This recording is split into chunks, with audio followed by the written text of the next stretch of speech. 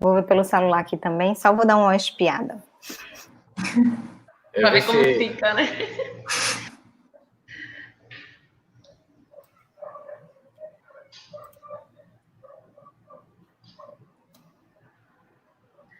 Ixi, já estamos ao vivo. Supostamente está ao vivo já. Já está ao vivo. Pronto. Tem esse delayzinho, mas é natural.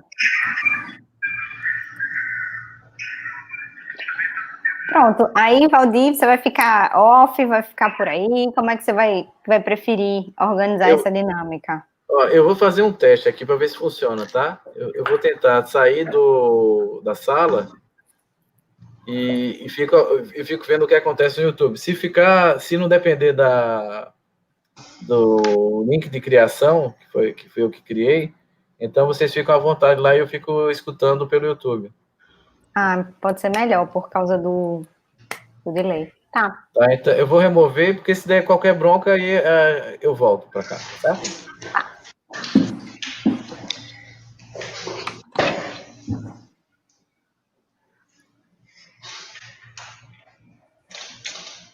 Minha gente. Eu tô pálida nessa luz. Ave Maria, vou trocar a luz. Funcionou. Valdir saiu e funcionou. Permanecemos. Essa parte vai ficar gravada, né? Agora que eu percebi. Fica.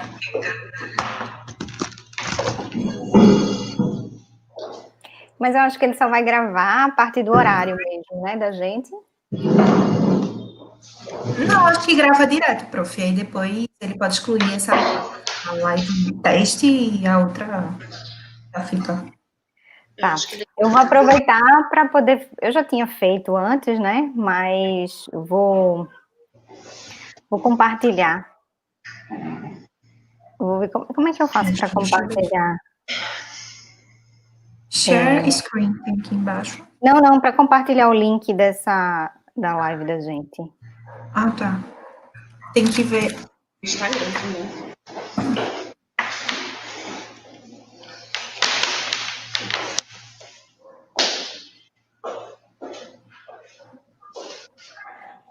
Tá a Valdir assistindo. Vamos lá.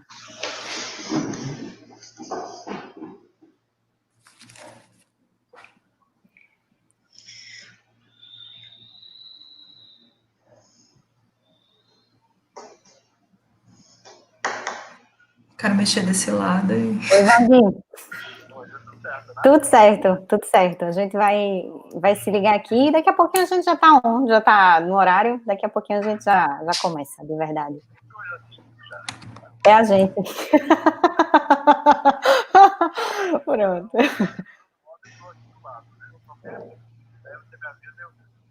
Beleza. Valeu, Valdir. Tchau. Obrigada, tchau. Pronto. Devidamente, estamos on.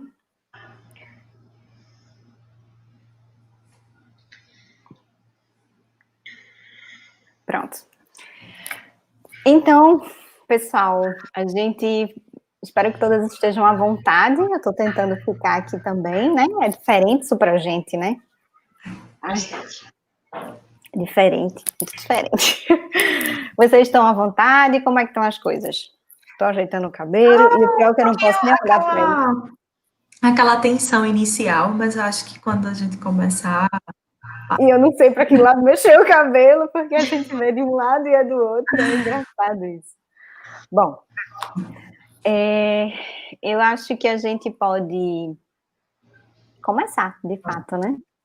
O que vocês acham? Ou vocês preferem... A gente tem 5 minutos, se vocês quiserem a gente pode ir esquentando um pouco. Então faz. Tem alguém, será, já assistindo? Não sei, eu nem quero ficar olhando até... eu também não quero andar. Pra gente ficar mais à vontade, né? Pra gente ficar mais tranquilas, assim, acho que pode ajudar.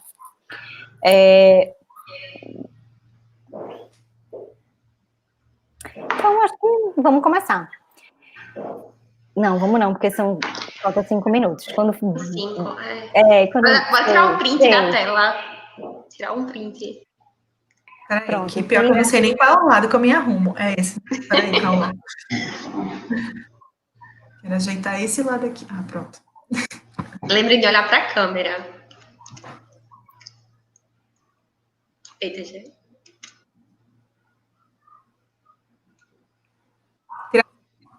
Já deu print? Eu acho que deu. É, viu? Deu. Bom, então eu vou começar me apresentando e apresento vocês. Apresento vocês enquanto coautoras do trabalho e também apresento vocês como discentes do programa, né, do PPGG. A gente também vai falar um pouquinho a respeito do artigo. Acho que quando eu mandei para vocês o material, deu para perceber que eu vou apenas introduzir o trabalho, introduzir a gente, né? E eu quero falar um pouco mais a respeito de como foi o processo de a gente escrever essa revisão, e aí depois que vocês entram falando um pouco a respeito dos fatores de risco associados a doenças metabólicas, fala um pouco a respeito dos hormônios associados, os hormônios que podem de alguma forma modular, né, essa resposta imune frente a uma doença infecciosa, e no caso seria o SARS-CoV-2. E aí eu acho que é importante também a gente falar um pouco a respeito de comunicação científica. Aí a gente pode comentar o processo de comunicação, por exemplo, a gente fez a revisão, mas a gente não publicou numa revista que tivesse um fator de impacto muito alto, de acordo com o JCR. Mas, em compensação, o trabalho ele tem importância social, então a gente resolveu fazer um movimento que normalmente a gente não faz, que é iniciar um processo. Então, a gente divulgou na Ascom, mas depois que a gente fez essa divulgação na Ascom, houve uma divulgação massiva do trabalho, sem a nossa interferência. Vários outros grupos, várias organizações começaram a fazer essa divulgação muito massiva do trabalho, que acabou gerando uma matéria na Globo. Posteriormente, a gente também fez uma entrevista, né? A gente fez um programa na TVU. O trabalho teve um monte de citação, assim, acho que foi de longe o trabalho da gente mais citado, e também a gente ficou entre os top 5, na verdade a gente ficou em terceiro lugar, depois a gente passou um tempão em quinto, e um tempão nos 100 artigos mais pesquisados, mais acessados, pesquisados e acessados no PubMed, o que é muito massa para um trabalho que a gente fez de maneira muito rápida, né, muito intensa, mas muito rápida, e dentro de uma doença que a gente conhece os fatores metabólicos, mas a gente não conhece, nunca trabalhou, né, com vírus. Então, a gente não, principalmente com esse, né, a gente nunca tinha trabalhado, e aí a gente acaba tendo essa dificuldade, mas a gente conseguiu contornar. E aí é isso, continuo falando um monte, vocês estão bem tímidos, porque normalmente vocês falam muito. Não, eu acho que pra gente, esse artigo, a novidade realmente foi o fato de a gente começar a trabalhar com vírus, né? Que embora a gente trabalhe com genética, a gente trabalhe com doenças metabólicas, a gente trabalhe com vitamina D e hormônios de esteroides, com vírus, de fato, além do que eu tinha visto no conteúdo programático básico da graduação, foi a primeira vez, de fato, que eu fui estudar mecanismos de infecção viral. Então, essa foi o primeiro impacto que a gente teve quando estava escrevendo o artigo. Mas, no mais, acho que é bem gostoso trabalhar com Covid, embora não seja algo que a gente está feliz em estar trabalhando, mas é algo que não é cansativo. O Covid realmente, de fato, acho que por faltar descobrir ainda tanta coisa, e a gente ainda acaba hipotetizando muita coisa, né, pegando mecanismos de outros SARS-CoV e para trazer para o SARS-CoV-2, ainda assim é bem legal trabalhar com a Covid. Eu particularmente, assim, como Duda disse, né, é uma novidade para a gente estudar sobre isso. Realmente é um conteúdo que a gente só vê na graduação, a gente está passando por uma realidade completamente diferente. O que eu achei interessante não interessante no sentido do vírus, assim, né? Mas como a gente conseguiu interligar esse vírus com as nossas atividades, com o que a gente já trabalha. Então, terminou ficando algo bem completo, bem fechado, que a gente consegue ter uma resposta, né? A gente consegue dar uma resposta interessante para diversas dúvidas, enfim, o que eu achei bem interessante foi isso também. Pronto, então estamos oficialmente no momento da nossa live, né? Então vamos iniciar. Então, eu quero dar boa tarde a todos e a todas que estão nos assistindo, que vão nos assistir. Espero que esse encontro da gente, ele seja interessante para todo mundo, que vocês possam curtir um pouco essa live, né? Esse momento. Para a gente é um desafio, né? Essa questão de ter uma comunicação científica, mas utilizando esse veículo, né? E a gente está tentando fazer o nosso melhor, né? Com o que a gente tem. Então, mais uma vez, muito boa tarde a todos. Obrigada a Thaís e a Maria Eduarda por participarem. A gente está agora iniciando essa live, que é um ciclo de encontros que a gente vai ter nas quartas-feiras, que é um encontro organizado pelo Programa de Pós-Graduação em Genética, o PPGG, no qual eu atuo como vice-coordenadora, e a gente tem esse prazer de poder dividir um pouco, né, do que a gente vive dentro da pós-graduação com todos vocês, né, e a gente desromantizar um pouquinho essa questão da pesquisa, né, qual é o nosso trabalho, como é que a gente atua. Então, se eu falei, me desculpe, mas vou repetir, porque a gente fica um pouquinho nervosa. Meu nome é Jaqueline Azevedo, e as minhas convidadas, são pessoas que eu tenho o que é muito bom nesse momento, de a gente ficar um pouquinho tensa nisso, é porque eu estou ao lado de pessoas que eu gosto muito, são pessoas que eu trabalho, e pessoas que eu admiro muito, que é a aluna do programa de pós-graduação em genética, a Thaís Lucena, que é a autora, né, a primeira autora do artigo, que a gente vai conversar um pouco, queria dividir com vocês essa história. Ela é discente do mestrado do nosso programa, e a Maria Eduarda, que é discente de doutorado, que também é autora do trabalho, e a gente também já atua há alguns anos juntas, e aí a gente quer conversar, bater um papo com vocês a respeito disso, né, do artigo e como é que as coisas aconteceram, tá? Bom, dito isso, eu queria que vocês podem falar alguma coisa, vocês podem interagir, por favor, não me deixem aqui falando sozinha. Quer falar, Duda? Eu posso começar falando. Não, o que a prof falou é bem isso, né? Para a gente é algo novo. Na verdade, é algo novo agora, mas que daqui para frente vai ser o novo normal nosso, né? Desse tipo de interação com as pessoas. Agora a gente está acostumado a fazer reunião de grupo. Sempre a gente faz de maneira digital, à distância, mas essa é, de fato, a primeira vez onde a gente está se apresentando para outras pessoas, né? De maneira digital. Então, é um pouco estranho, mas a gente está se adaptando, e de todo jeito, torna-se... Eu estava conversando até com o Thaís ontem, bora encarar como se fosse uma reunião de grupo. Então, tá bem próximo, só faltam as meninas, mas assim, vamos lá, vamos tocando. Vamos tocando. E queria agradecer, né, pelo convite. Sim. Estar aqui, né, presente, assim, poder mostrar um pouquinho do mundão de coisa que tem para a gente saber, né, que todo dia a gente aprende coisa nova. Como eu estava falando anteriormente aqui, é algo novo, né, que a gente vem aprendendo a cada dia e tendo mais conhecimento. Então, assim, é bom. Muito obrigada por estar aqui, né, para mostrar que a gente sabe. Ai, que bom que vocês toparam, né?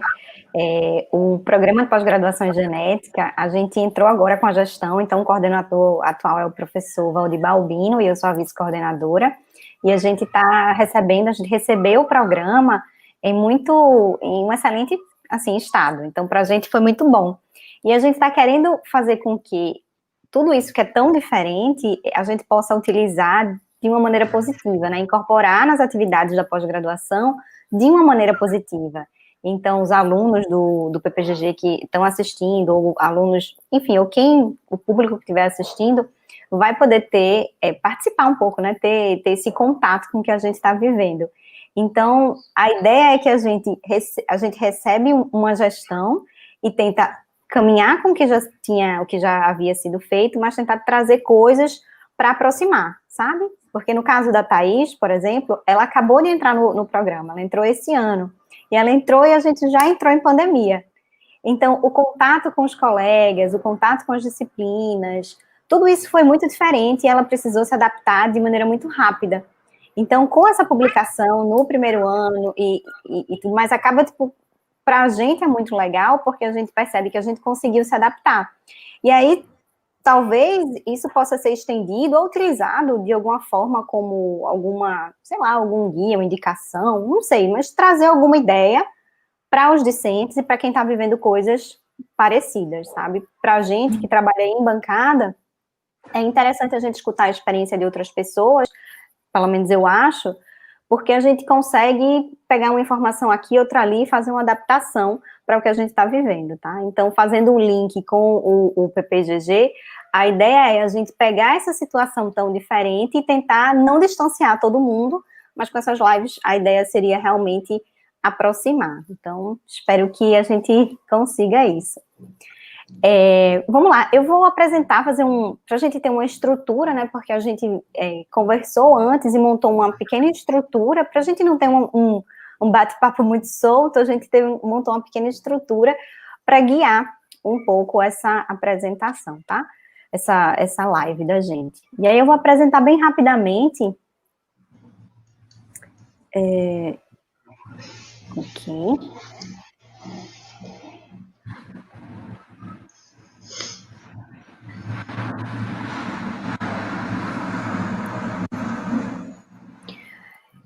Eu quero apresentar bem rapidamente o título do nosso trabalho e falar um pouquinho da história dele, né?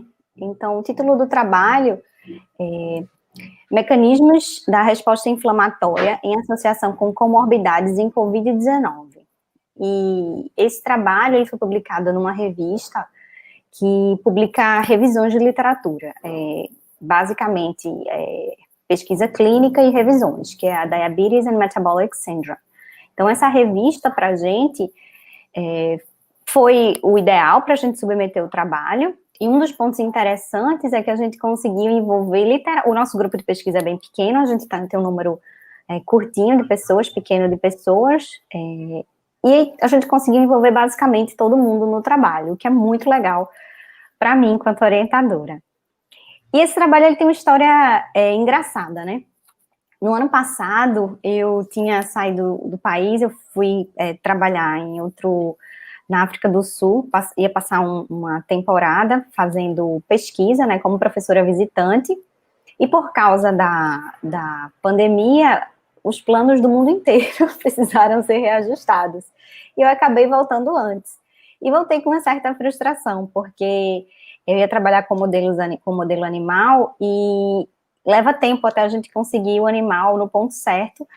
Eu ia trabalhar com animais mimetizando um modelo de diabetes e leva um tempo para que esses animais cheguem no ponto que eu precisava, né? E aí, faltando, acho que 4, 5 dias para chegar nesse ponto, o biotério a gente já estava combinadinho, tudo certo com o biotério.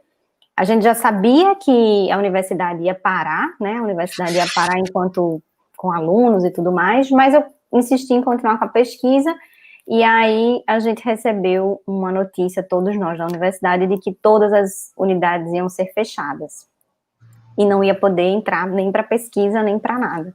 E aí eu precisei voltar de volta para o Brasil, porque eu insisti, né, queria insistir com a pesquisa, mas as fronteiras estavam sendo fechadas, e realmente foi muito acertado, porque 2 dias depois que eu cheguei no Brasil, as fronteiras para a África do Sul, os voos realmente tinham sido cancelados, nada saía, nada entrava. E aí, por que eu estou contando essa história? Porque quando eu cheguei, logo no dia 16, as atividades na UFPE tinham sido cessadas, e aí a gente ficou Quando eu cheguei, estava todo mundo meio cabisbaixo, porque todo mundo de bancada tinha que parar, inclusive eu também tive que parar, porque estava com projetos em andamento e não consegui concluir. E aí a gente não conseguiu fazer o que estava planejado. A gente estava com as pesquisas andando, sabe, sendo tocadas, todo mundo fazendo seu trabalho de bancada, e de repente a gente parou com tudo. Parou aula, parou laboratório, parou tudo. Então, a gente passou um tempo para se ajustar. E esse gap, esse intervalo, fez com que a gente ficasse um pouco frustrado mesmo, né, de não conseguir desenvolver as coisas que estava precisando desenvolver, e meus prazos, e agora, e como é que eu faço? E aí, até a gente conseguir contornar, a gente voltou com as reuniões de grupo, as reuniões semanais. Enquanto estava fora, a gente também estava fazendo essas reuniões, o que facilitou um bocado. Então, quando eu voltei, a gente voltou com as reuniões. E início de abril, a gente estava começando a ter as informações mais claras a respeito da Covid. Informações a respeito de fatores de risco, o que levava o indivíduo, por que alguns indivíduos eles tinham mais ou menos predisposição a desenvolver, quem eram esses grupos, né? E aí a gente percebeu que os grupos de risco associados a uma mortalidade mais aumentada em Covid eram justamente os indivíduos que apresentavam doenças metabólicas, como diabetes mellitus, hipertensão, doenças cardiovasculares, obesidade, doenças estas que a gente já trabalhava, a gente já fazia estudos com essas doenças, com esses distúrbios metabólicos, em relação a vias, a mecanismos genéticos que a gente sabia que o indivíduo pode, de alguma forma, modular isso. A gente consegue achar esses fatores, a gente tenta, né, traçar esses fatores genéticos que predispõem esses indivíduos a essas doenças. E aí a gente, que interessante, isso daí a gente já tem uma noção, porque a gente já trabalha com isso. Vamos acompanhar. Então a gente passou a ler um pouco mais. Eu lembro muito claramente da Eduarda e da Thaís, a própria a Brenda também, as alunas, não, vamos estudar um pouco mais, vamos checar um pouco mais sobre isso. E a gente começou a estudar. E aí o que é interessante é que nesse período também alguns trabalhos saíram e estavam associando um gene, o ACE2, que esse gene é um gene que ele codifica um produto que é necessário para o reconhecimento do vírus, né? O vírus precisa se ligar ao ACE2 para poder fazer a entrada na célula. Ele precisa de outros correceptores também, mas o ACE2 parecia ser um gene, é um gene importante, até o que a gente sabe agora, de acesso, o principal gene de acesso. E a gente já tinha estudado esse ACE2, inclusive a própria Thaís já tinha começado a paquerar esse gene, a gente já tem alguma coisa no laboratório com esse gene, e a gente, olha só que interessante. E aí saiu uma correspondência numa revista que a gente gosta muito, que é uma revista que tem um prestígio muito alto, falando que o motivo pelo qual os pacientes com aumento, com hipertensão, exibiam esse fator de risco, poderia estar associado a um medicamento que aumentaria a expressão do ACE2. Se eu falar alguma coisa estranha ou diferente do que a gente viveu, me corrijam, viu, meninas, por favor. E aí a gente, mas não é bem assim, a gente está estudando, a gente está percebendo que as coisas não são bem assim, vamos tentar responder a isso? E aí a gente começou a estudar agora com um roteiro bem direcionado. Então a gente queria entender, primeiro, responder por que o ACE2 não seria a diferença de expressão do ACE2 entre os indivíduos não levaria não responderia, né, ao que o Fang estava propondo, esse autor estava propondo, que seria a um risco aumentado. Por que de fato, essas doenças metabólicas, elas representam risco? Por que uma pessoa obesa, por exemplo, tem um risco maior? A gente percebe que tem pessoas obesas que têm níveis de colesterol, níveis de triglicerídeos, todos regulares. Por que essa pessoa, por exemplo, teria um risco aumentado? Então, a gente percebeu que existia isso a gente fez também para diabetes. Beleza, mas se a pessoa está medicada, está utilizando, fazendo um acompanhamento, esses níveis de... Por que essa glicemia é alterada? Então, a gente já conseguia responder isso, baseado na experiência e baseado no que tinha na literatura, e a gente pensou, bom, a gente consegue responder isso, a gente consegue falar de ponto a ponto e consegue explicar por que esses fatores, eles aumentam o risco para a COVID, né? E isso para a gente foi muito legal, porque a gente precisou se reorganizar, e eu brinco que a gente estava bem organizadinho, como um monte de formiguinha, caminhando, e aí cai uma gota e você precisa se reorganizar, né? Você precisa se reestruturar. E a gente precisou se reorganizar. E quando a gente se reorganizou, a gente estudou de maneira muito focada esse assunto. E aí a gente conseguiu responder, fazer não somente essa revisão, a gente tem uma outra revisão feita, a gente tem outro trabalho feito, e a gente precisou fazer revisão porque a gente realmente não pode ir para o laboratório não está indo para o laboratório para fazer isso, tá? Bom, e aí tem uma história interessante a respeito desse trabalho, que eu vou conversar já, mas eu queria mostrar a carinha das meninas. Então, a Ruiva Eduarda, a gente tem a Thaís do outro lado, logo atrás de Thaís, ou do ladinho, a gente tem Brenda, e do lado de Eduarda a gente tem a Ariane. A Brenda e a Ariane são alunas de iniciação científica, e a Eduarda e a Thaís são alunas de pós-graduação. Eu já falei antes que a Eduarda é de doutorado e a Thaís é de mestrado. E aí, antes de a gente conversar um pouco mais, deixa eu tentar ocultar aqui, antes de a gente conversar um pouco mais a respeito da história desse artigo, que tem umas coisas bem engraçadas, eu queria que as meninas falassem um pouco a respeito de por que esses fatores que eu acabei de comentar, né? Já que vocês aqui se debruçam e focam nesses fatores de risco. Não só os fatores de risco genético, mas como alguns hormônios conseguem modular essa resposta, que a gente, estudando para fazer esse artigo, a gente conseguiu estudar e aprender outras coisas também, a gente já tem outros trabalhos engatilhados, ele deu uma reestruturada nas pesquisas da gente. Então, a gente pode começar a conversar um pouquinho sobre essas doenças, né, que estão relacionadas com a maior taxa de mortalidade, né, considerada uma das maiores taxas de mortalidade do Covid-19. Então, eu quero mostrar, assim, conversar um pouquinho com vocês sobre como essas características clínicas estão associadas com o Covid-19, para a gente conhecer um pouquinho como é esse processo, né. Eu vou compartilhar minha tela aqui, e aí vocês me dizem se está aparecendo, tá? Compartilhar, então.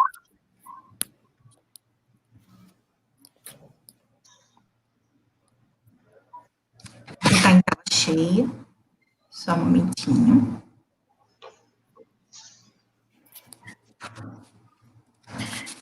Eu acho importante a gente avisar que quem estiver assistindo a live e tiver alguma dúvida, já que a gente vai aprofundar um pouquinho mais agora no conteúdo, quiser saber alguma coisa do como a gente desenvolveu o artigo, é só perguntar, né? Acho que aparece aqui pra gente na caixa de texto lateral. Não sei. De todo jeito, eu tô com o YouTube aberto aqui no celular. Ah, então ótimo, para a Eduarda dar uma olhada no YouTube, ótimo.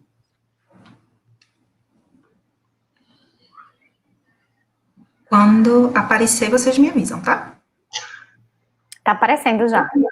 Ah, tá? Sim. Uhum. Pronto. Então, como a professora Jaqueline falou, né, a diabetes, as doenças cardiovasculares, hipertensão arterial, obesidade, ela está muito relacionada com a maior taxa de mortalidade pela Covid-19, né? Então, o interessante é que essas doenças, elas compõem a síndrome metabólica, que não é nada mais, nada menos que uma combinação de manifestações clínicas cardiometabólicas que são oriundas de alterações do metabolismo de glicídios e lipídios, ou seja, que são constituídas de comorbidades que são a obesidade, a dislipidemia, a hipertensão arterial, a resistência à insulina e os altos níveis de glicose ou hiperglicemia. Nesse caso, a síndrome metabólica, ela é um processo multifatorial que acomete os indivíduos, que deve acometer os indivíduos em pelo menos 3 aspectos. Ele deve possuir pelo menos 3 manifestações clínicas aqui descritas. De acordo com estudos epidemiológicos, a síndrome metabólica, ela está predominantemente em 25% da população adulta, entre 40 e 49 anos. E esse percentual, ele aumenta numa idade mais avançada, de 60 anos, obtendo mais de 40%. A síndrome metabólica, ela é considerada um problema mundial de saúde pública que acomete tanto países desenvolvidos, como, por exemplo, os Estados Unidos, como também acomete países em desenvolvimento, como o Brasil. Então, eu trouxe esse aparato geral para a gente conhecer um pouquinho sobre a síndrome metabólica e, a partir daqui, a gente avaliar, a gente analisar e conhecer um pouco 3 manifestações clínicas que estão bem conhecidas com a COVID-19. A primeira comorbidade metabólica que trago para vocês é a obesidade, que é uma doença multifatorial crônica que é caracterizada pelo acúmulo visceral e subcutâneo da gordura na região abdominal. Esse acúmulo visceral de gordura, ele pode ser um fator contribuinte para alterações metabólicas, como, por exemplo, resistência à insulina, alterações dos níveis séricos dos lipídios, fazendo, então, uma dislipidemia, e, em consequência, ter um maior risco de doenças cardiovasculares. Essas alterações clínicas, juntamente com o nível elevado da pressão arterial, ela vai fazer com que o indivíduo esteja em um estado pró-inflamatório, ele manifeste esse estado.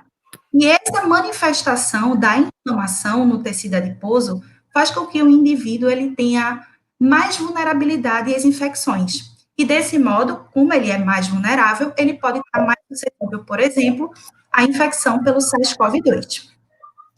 Essa inflamação no tecido adiposo, ela é ocasionada pelo desbalanço entre os níveis de citocinas, ou seja, vai ocorrer a alteração dos níveis de citocinas pró-inflamatórias, que induzem inflamação, e de citocinas anti-inflamatórias, que contêm a inflamação.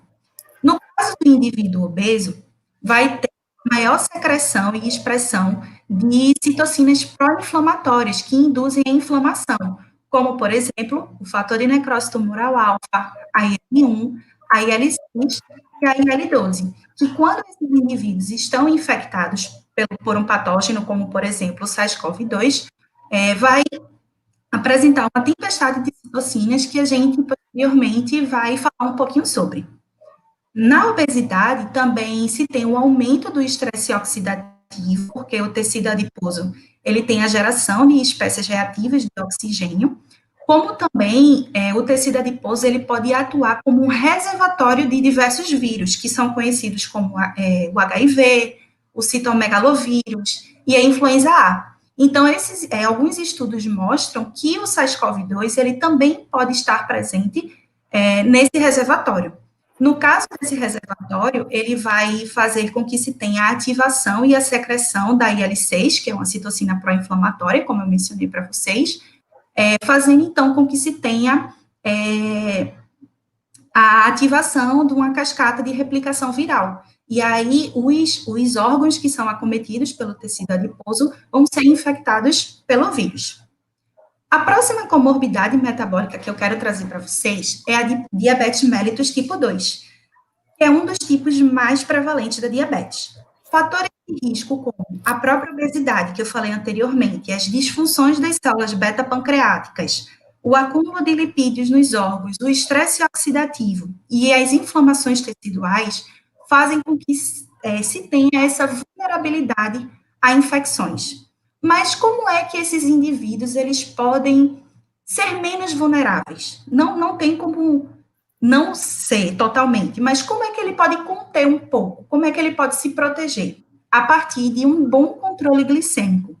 Ele pode realizar isso a partir de uma homeostase glicêmica que requer uma regulação quantitativa do fluxo de glicose. Ou seja, o que é que acontece? Em um indivíduo que tem um bom controle glicêmico, a maior parte da glicose circulante no corpo, ela vai estar em uma configuração estável. E no sistema imunológico, as interações hospedeiro-patógeno vai acontecer da seguinte forma: vai ter o reconhecimento e a ligação por receptores de lectina do tipo C, no qual vão reconhecer oligosacarídeos e vão ter uma resposta imune adequada. Porém, o que é que acontece nos indivíduos que não têm uma boa glicemia, não têm um bom controle glicêmico?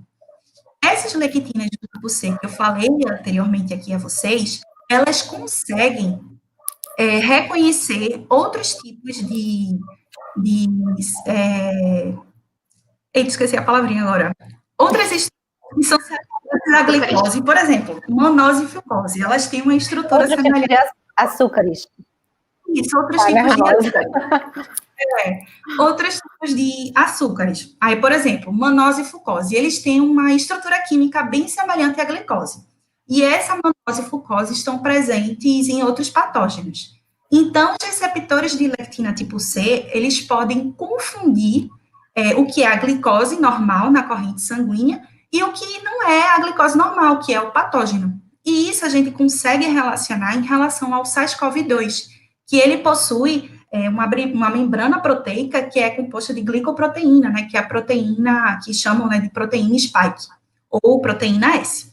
Então, assim, essa confusão do receptor de lectina tipo C faz com que os indivíduos diabéticos que não têm esse controle glicêmico sejam mais favoráveis a ter a infecção pelo SARS-CoV-2. E a outra comorbidade que eu trago para vocês é a hipertensão arterial, né, que nada mais é que o nível elevado da pressão sanguínea nas artérias. A hipertensão arterial, ela está bem relacionada com a obesidade e com a diabetes, como eu venho falando anteriormente, em que todas essas doenças, elas conseguem estar interligadas.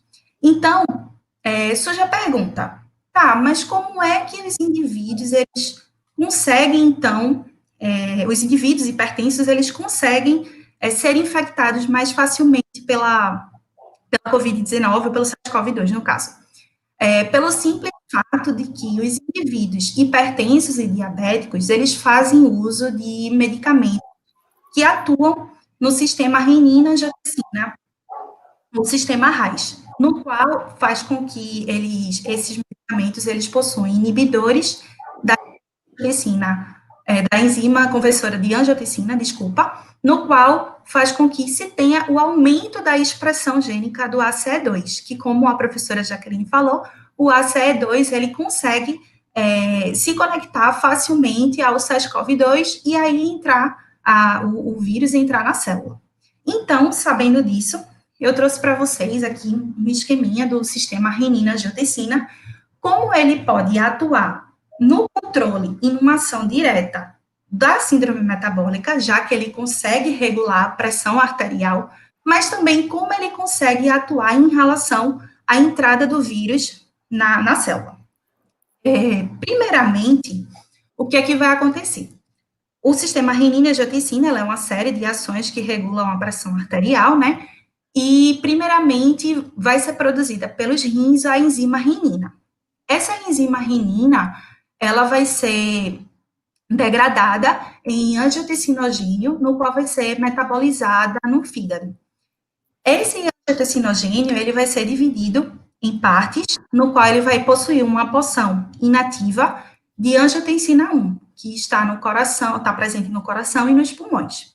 Esse angiotensina 1, ele vai ser convertido na porção ativa a partir da enzima conversora de angiotensina em angiotensina 2. É muita angiotensina, né? Aí ele vai ser transformado em angiotensina 2. E justamente essa angiotensina 2, ela tem uma regulação positiva da pressão arterial e uma vasoconstrição. Esse caso que eu estou mostrando aqui a vocês é em relação quando se tem a diminuição da pressão arterial, que é como faz para ter uma vasoconstrição e ter os níveis ideais da pressão sanguínea nas artérias. Mas, e o indivíduo que tem hipertensão? Como é que o sistema renina-angiotensina ele pode atuar? Ele atua justamente a partir da inibição desse gene ACE aqui, ele é inibido, no qual vai ter a expressão do gene ACE2, que ele consegue regular a angiotensina 1 e a angiotensina 2, degradando esses dois, transformando em angiotensina 1 e 7. E o ACE2, juntamente com a angiotensina 1 e 7, ele tem uma regulação negativa da pressão arterial e uma vasodilatação, fazendo então que se mantenha esse fluxo adequado, né, de vasoconstrição e de vasodilatação. Mas, significa então que quem faz o uso do medicamento que é hipertenso tem a maior expressão do ACE2, como eu tinha dito anteriormente. Mas como é que isso acontece?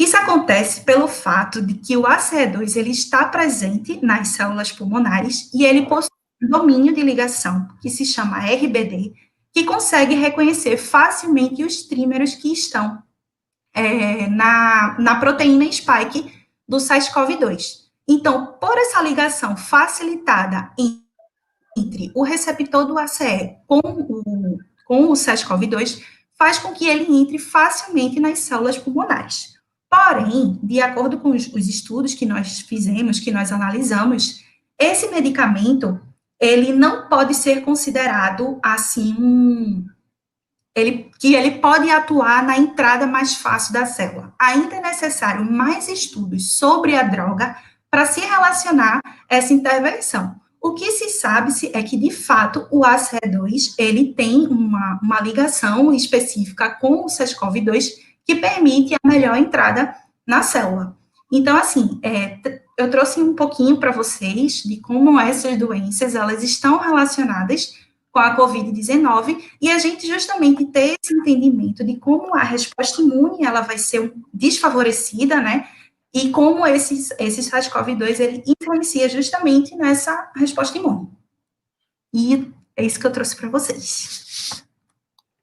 Obrigada, Thaís. É bem legal, né, porque a gente consegue tentar trazer, eu sei que é um desafio a gente tentar trazer para uma linguagem bem acessível tudo que a gente tem visto, mas eu acho que foi bem legal, porque você conseguiu fazer essa conexão, e ela fala um pouquinho a respeito do artigo, a gente vai comentar outras coisas, mas de uma maneira muito direta, né, muito clara, muito direta, muito objetiva, então, obrigada.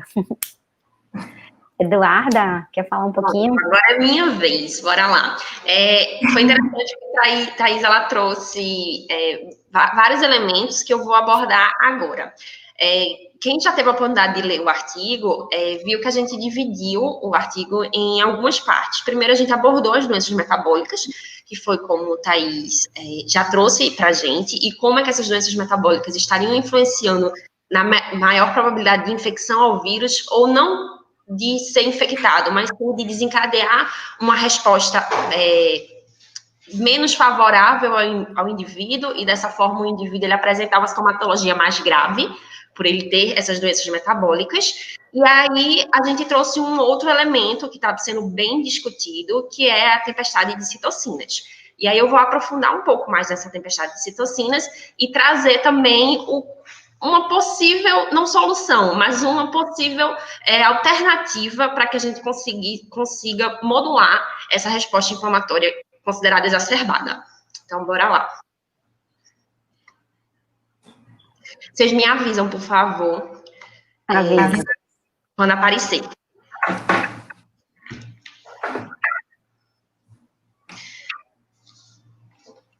E aí? Apareceu agora. Apareceu. Foi? Já foi. Então, bora lá. Primeiramente, eu trouxe o conceito básico do que seria a tempestade de citocinas, porque a tempestade de citocinas não é algo exclusivo da infecção pelo SARS-CoV-2, isso ocorre em outras doenças, e o conceito básico dessa tempestade de citocinas seria a liberação descontrolada dessas citocinas consideradas pró-inflamatórias, que podem ser desencadeadas por doenças infecciosas, como a influenza, o SARS-CoV-2, doenças reumáticas e imunoterapias contra o câncer. Essa tempestade de citocinas, geralmente vai se apresentar como sendo uma inflamação sistêmica e, consequentemente, ela vai levar ao que a gente conhece por falência múltipla dos órgãos. Eu trouxe duas referências para a gente lembrar do que seria basicamente a tempestade de citocinas e que ela não é legal. Embora um desses personagens que eu trouxe pra gente seja extremamente super legal, que é a Tempestade do X-Men. A Tempestade, ela não entra pra brincadeira. Quando ela entra destruindo tudo. Ela é super poderosa. Então, quando ela vem pra acabar com aquilo ali. Acabar com o vilão, ok? E o segundo seria, de fato, uma tempestade vista de satélite. Deixa eu só botar o ponteiro aqui, fica mais fácil. Essa tempestade vista de satélite, e aí a gente vê aqui o olho da tempestade. E aí, a referência que eu trago para vocês, nessa figura, é que no olho da tempestade, de fato, a gente tem um estrago maior, trazendo para Covid-19, o estrago maior, de fato, é no pulmão, né, onde o indivíduo ele apresenta aquela pneumonia e, quando ocorre a tempestade de citocinas, ele leva uma lesão pulmonar extremamente grave e a síndrome respiratória aguda. Mas a tempestade, ela também atinge outros locais próximos e até mesmo um pouco mais distantes, talvez trazendo um pouco menos de estrago, mas ainda assim ela atinge locais mais distantes daquilo que a gente considera sendo o olho da tempestade. Então, guardem essas referências aí, que mais para frente a gente conversa. Bom, esse esqueminha que eu trouxe aqui para vocês é para mostrar o que diferenciaria aquele indivíduo que ele é assintomático ou que ele apresenta aquela infecção leve daquele indivíduo que apresenta aquela sintomatologia severa, né? Como Thaís e a Prof comentaram, a gente sabe que os indivíduos normalmente que apresentam esse quadro severo, eles apresentam essas comorbidades que Thaís já falou para vocês, obesidade, diabetes, hipertensão, que auxiliam até nesse desbalanço da imunidade e, às vezes, na entrada do vírus nas células para infecção. Então, o que essa imagem aqui, ela traz para a gente de diferente, seria, inicialmente, eu acompanhei o apontador, inicialmente, numa infecção considerada leve, a gente tem que o vírus, ao entrar nas células epiteliais dos alvéolos pulmonares, esse vírus ele começa a se replicar ali. Numa resposta normal, essas células, elas liberam o interferon tipo 1. Esse interferon tipo 1 é como se fosse uma sinalização para as células que estão localizadas já no tecido pulmonar, macrófagos e células dendríticas, que tem alguma coisa errada, ou seja, tem algum patógeno ali que está presente que ele não é normal ao indivíduo. Então, eles liberam esse sinal, interferon do tipo 1, e essa sinalização libera a expressão de genes estimulados por interferon. E esses genes estimulados por interferon vão liberar diversas citocinas que vão tentar conter a infecção. Entre elas, a gente pode citar o NF-κ-beta e a IL-1-beta, tá? Então, após esse processo acontecer aqui, a gente tem que ainda esses macrófagos, esses macrófagos e essas células dendríticas, consideradas células apresentadoras de antígenos, vão encaminhar esse vírus para os linfonodos, onde no linfonodo ele vai apresentar os linfócitos T. E aí vai ser aquele mecanismo básico. No caso do SARS-CoV-2, as células TCD4, elas vão ativar células linfócitos do tipo B, que vão ser responsáveis por produzir anticorpos específicos contra o SARS-CoV-2, e células do tipo TCD8, que vão ser responsáveis por lisar as células infectadas com o SARS-CoV. Então, a gente vai ter o que a gente chama de contenção da infecção, e aí esse indivíduo ele apresenta um quadro assintomático ou leve. Só que aí, esse vírus, ele possui uma capacidade bastante interessante, que é de inibir essa resposta que eu falei para vocês, essa sinalização. Ele consegue expressar cerca de 8 genes que vão inibir esse sinal de ativação do interferon, tipo 1, e, consequentemente, a expressão desses diversos outros genes que vão desencadear essa resposta inflamatória contra o SARS-CoV-2. E aí, o que é que vai acontecer? Uma vez que o corpo não percebe que essas células estão infectadas, o vírus ele fica se replicando dentro dessas células, utilizando a maquinaria da célula para sobreviver. E ali ele se replica, e essa replicação pode durar de 10 a 7 dias. Então, quando chega a um nível que essas células, elas não conseguem mais suportar a quantidade de carga viral, elas simplesmente morrem, e aí todo o conteúdo dessas células, assim como o vírus também, é despejado no ambiente extracelular. E aí a gente tem aqueles macrófagos e as células dendríticas que estão localizadas no tecido pulmonar. E aí essas células, elas agora sim vão englobar essas partículas virais e vão trazer novamente para um linfonodo, só que dessa forma agora de uma maneira muito mais exacerbada, porque ele percebe que no local, no sítio de infecção, está acontecendo algo extremamente grave. O processo infeccioso é extremamente maior, a carga viral ali do vírus é muito maior. Então, essa resposta inflamatória, ela acaba sendo muito mais exacerbada, principalmente porque quando essas células apresentadoras de antígeno, elas sinalizam as células TCD4 e CD8, ela também libera outras moléculas que vão recrutar macrófagos da corrente sanguínea e neutrófilos para o local da infecção, para o sítio da infecção. Isso é o que a gente chama de tempestade de citocinas, uma vez que quando esses macrófagos eles chegam ao sítio da infecção, eles foram recrutados, eles liberam uma quantidade absurda de citocinas, entre elas a gente vai ver mais para frente, mas é IL-1 beta, interferon gama, TNF-alfa, IL-6, que tem papel crucial na infecção do SARS-CoV. Então, é uma gama enorme de citocinas pró-inflamatórias que são liberadas por essas células que estão chegando ali, acreditando, olha, tá tendo um processo infeccioso muito grave aqui, então vamos tentar conter. Só que elas não estão treinadas, né? Essas células, elas não foram treinadas para que a resposta inflamatória seja balanceada. Então, por esse desbalanço da resposta inflamatória, a gente tem o que a gente chama de tempestade de citocinas no SARS-CoV. Consequentemente, no SARS-CoV-2, ok? Então, vários fatores, eles podem influenciar nessa resposta. Entre elas está a carga viral do SARS-CoV, o sistema imunológico do hospedeiro, que, como o Thaís falou, ele é completamente ativado. Se o indivíduo ele é obeso, ele pode ter uma resposta inflamatória diferenciada. Como o Thaís falou, o indivíduo que é obeso, ele tem um acúmulo de tecido adiposo, de adipócitos, que vai levar à produção mais exacerbada de citocinas, como IL-1 beta, TNF-alfa, IL-6, IL-12, que são citocinas cruciais na resposta contra o SARS-CoV-2. E é claro, como a gente não pode deixar de fora, é o perfil genético do indivíduo. Obviamente, existem diversas outras características que estão relacionadas com como é que o indivíduo ele vai responder à infecção pelo SARS-CoV-2. Só que ainda tem muito que a gente estudar, né? A gente ainda não sabe de tudo, principalmente em relação a esse perfil genético. É o que ainda a gente tem muito chão pela frente. Agora, quando a gente pensa no sistema imunológico do hospedeiro, a gente sabe que indivíduos imunossuprimidos, eles acabam tendo uma resposta menos eficaz contra o SARS-CoV.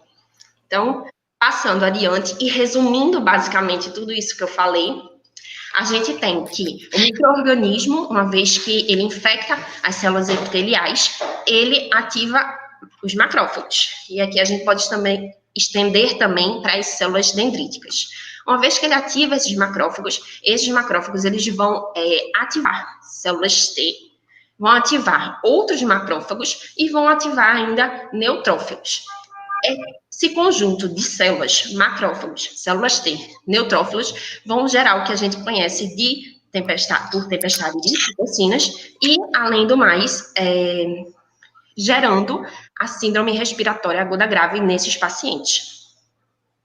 Agora, vocês lembram do que eu falei, né? Que o olho do furacão, ele atinge basicamente o pulmão. Mas isso pode, na verdade, na maior parte das vezes, leva a fatores, a outras complicações no indivíduo, atingindo outros órgãos além do pulmão. Coração, intestino, rins, e aí são inúmeras as comorbidades que podem ocorrer em fator do SARS-CoV. Mas focando no tecido pulmonar. Oi, prof? Complicações. Complicações. E aí, passando mais para frente, que citocinas seriam essas? Tá? Como eu falei, IL-6, ela tem um papel crucial, uma vez que ela consegue sinalizar a expressão de outras citocinas, como IL-1 e TNF-alfa. Tá? Interferon gama também tem um papel crucial e é bastante liberada por macrófagos que chegam ao sítio de infecção, mas como vocês podem ver aqui, eu destaquei em verde, que é a IL-10, que é uma citocina anti-inflamatória. Só que ao mesmo tempo, por ela ser anti-inflamatória, ela também se encontra em altos níveis em pacientes que apresentaram essa tempestade de citocinas. E aí é o que a gente conhece por balanço da resposta imunológica. Ao mesmo tempo que o corpo ele desencadeia aquela resposta pró-inflamatória, onde ele tenta, de fato, acabar com aquela infecção, vem a tempestade e tenta acabar com o vilão, que é o SARS-CoV, ele também tenta contrabalancear isso. E aí ele expressa as citocinas anti-inflamatórias na tentativa de conter aquela inflamação exacerbada. Até porque, eita, Duda, porque eu fiquei à vontade e acho que a gente estava conversando. Fica à vontade. Até porque, como a Narda está realmente enfatizando, esse conjunto de citocinas pró-inflamatórias, elas são muito agressivas na resposta, né? E essa agressividade, então, do mesmo jeito que essa resposta é liberada, ela também precisa ser controlada.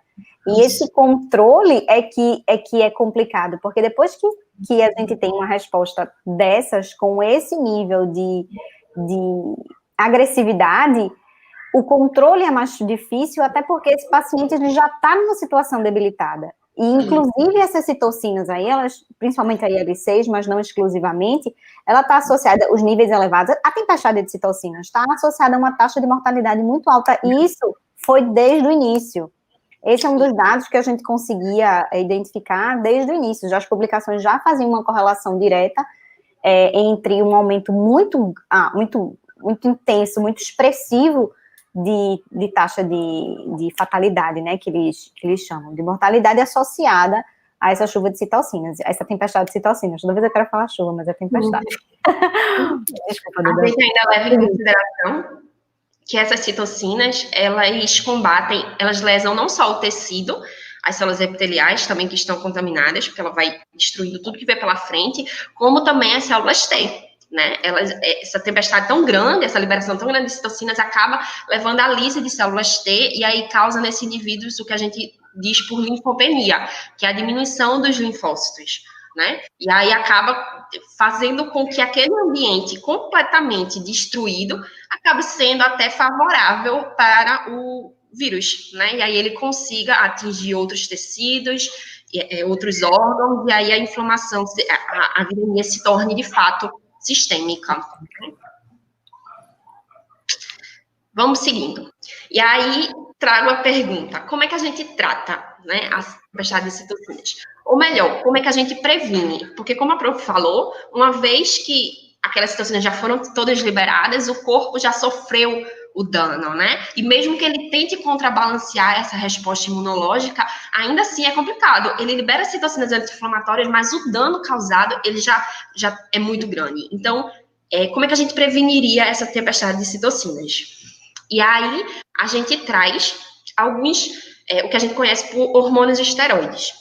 A classe de esteroides, de medicamentos de esteroides, ela já tem sido bastante discutida na literatura. E por quem está na linha de frente, de fato, utilizando essa medicação como tratamento ao SARS-CoV, a Covid-19. Só que uma gama classe de esteroides, e tem a discussão de quando é que esse tratamento deve ser utilizado, em que momento, de fato, aquele indivíduo ele deve ser tratado por essa medicação, né?